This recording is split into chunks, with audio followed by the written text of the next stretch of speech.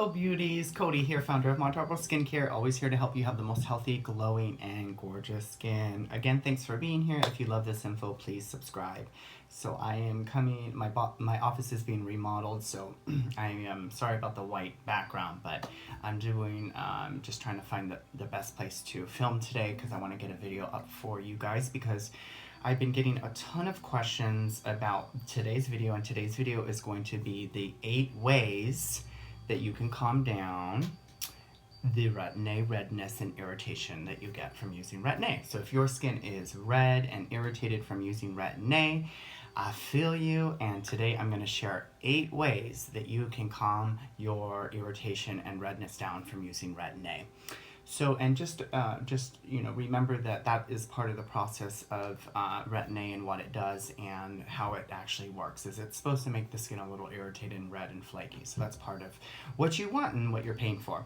So another reason I'm doing this video is because I'm actually experiencing the irritation and redness right now because I'm in the process of testing some new products that are being made for me. They're being compounded, and I am shocked at the difference of this one. I've already shared the one I use and love, but this one is, I'm amazed at how quick it worked and how amazing it's working.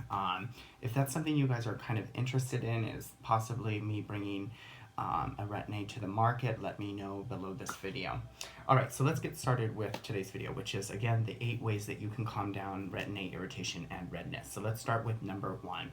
Number 1 might seem a little odd, but it's going to be really amazing just for your skin regimen in general, but it is a lavender. Now, I'm not recommending necessarily this brand. Oh, the light is going to do that again today. I don't know why. So, this is, lavender. So I put my own lavender from doTERRA in here, and I do recommend that you get a more expensive one. So if it's a lavender that has perfume or filler in it, do not do that because that could cause irritation, especially during Retin-A. So make sure it's a higher quality. I put about 15 drops in this bottle of doTERRA lavender oil with distilled water. And but lavender, let me talk about lavender. So lavender is just a powerful and amazing essential oil that helps to calm down skin. It actually helps with burns. And part of what's happening is your skin is acting a little bit like it's been burned because the acid mantle has been compromised on the top layer. That's where you're getting red and dry. So the pH of the skin is being lower. It's being compromised. So that will help to kind of calm it down a little bit and hydrate the skin because there's water in there.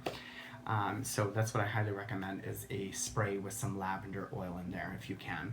And number 2 is distilled water. So you can do another container with just distilled water. You don't have to do this. This is just something I recommend. Is distilled water is a little bit more alkaline. So you can put it in a spray bottle and just use that every single day. And that's great as part of your regimen anyway. Or you just, you can also just kind of dab it, with a cotton on your face, and that will help to raise the pH of the skin a little bit, okay?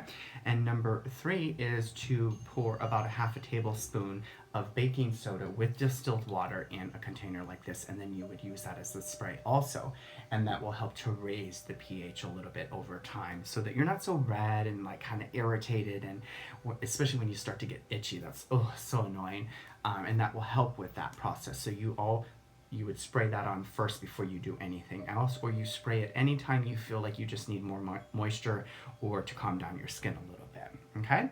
And the 4th one, I always mention it, but it is just tried and true, and that is vegetable glycerin. And this I get it at the health food store. You can pour like 4 drops in your hand and just get your hand wet and put it on your face that way. That's how I do it. I'm not really clean about it. I'm just really simple. Or you could put, about a teaspoon, half a teaspoon inside the container, inside another container with distilled water.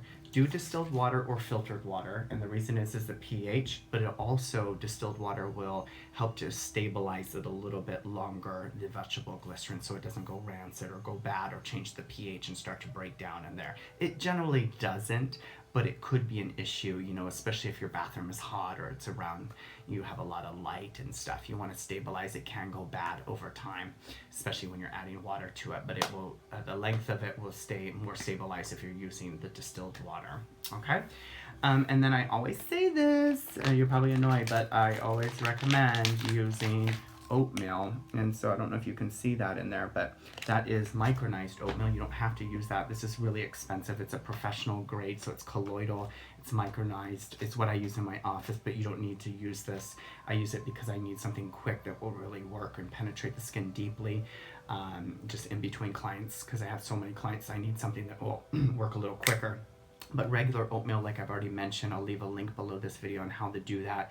I know I said I would do a video at some point showing you how, so let me know if you guys want that too. But I'll leave a link to that video below so you could just do an oatmeal mask at home, grinding it up, regular oatmeal, steel cut oats, whatever you have. And at least twice a week you'll do an oatmeal mask. And oatmeal is amazing at calming down irritation, redness, and just kind of itchiness in general. So I highly recommend that you get in the habit of starting to use oatmeal in your regimen, just in general, because it's so soothing. It has a lot of vitamins, actually nutrients in there that will really just kind of help your other skincare products also to work better.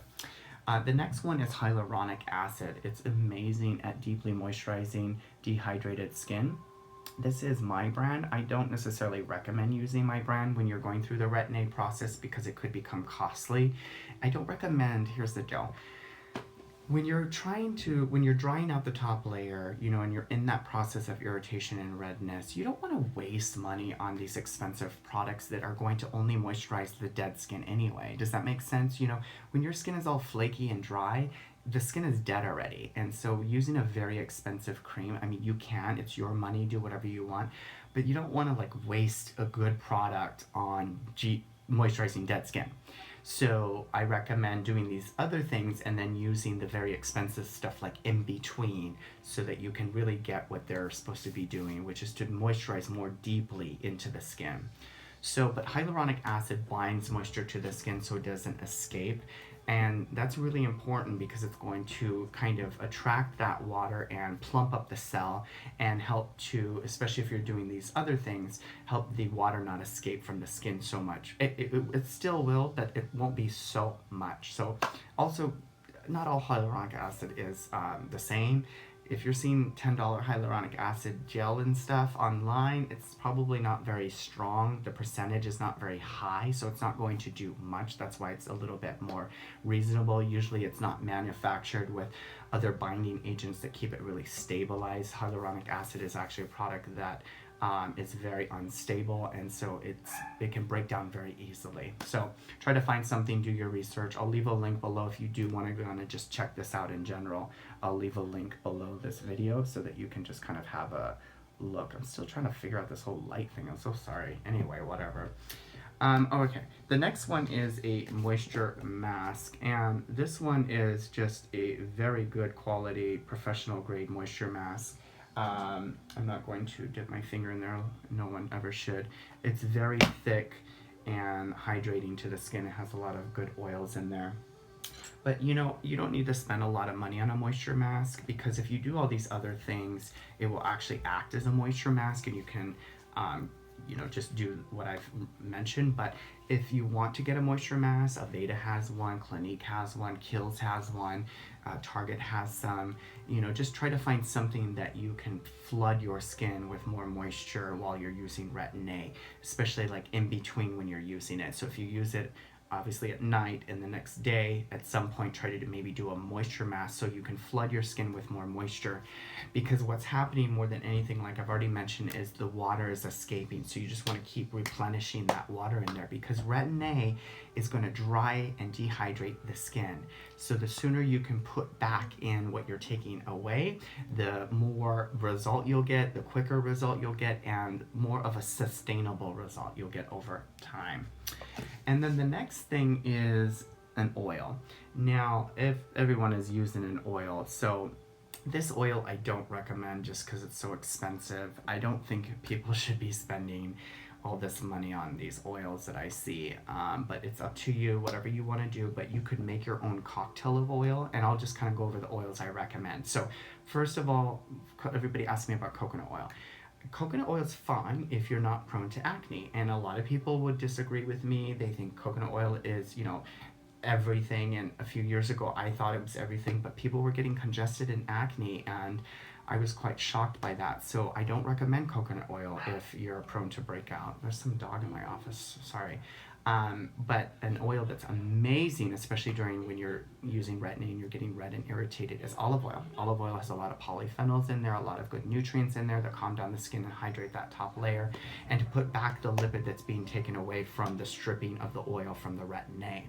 So this one has a lot of different oils like mac nut oil in there, which is deeply moisturizing. You would only use mac nut oil on more mature skin. You can use like evening primrose, but only on more mature skin. Jojoba is great for all skin types, especially for acne. You can also use avocado oil is great on most skin types.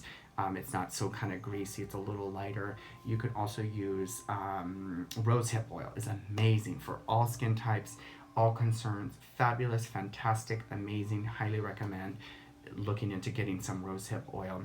And then the last one was grapeseed oil that's coming to my mind. That's another one that's nice. It's not so greasy and kind of gross on the skin. So grapeseed is wonderful if you're experiencing this irritation, and you can use grapeseed on most skin types, including acne-prone skin. So those were the 8 things that I use and I do, and I help people to calm down the Retin-A irritation in my office with, or my clients. I just recommend all of these things. So hopefully I haven't confused you. If you have any questions, feel free to ask them below this video. I'll do my best to put all of this information below the video so you have it with links, some of them with links and stuff. And stay gorgeous, and I will see you guys really soon in a new video. Bye-bye.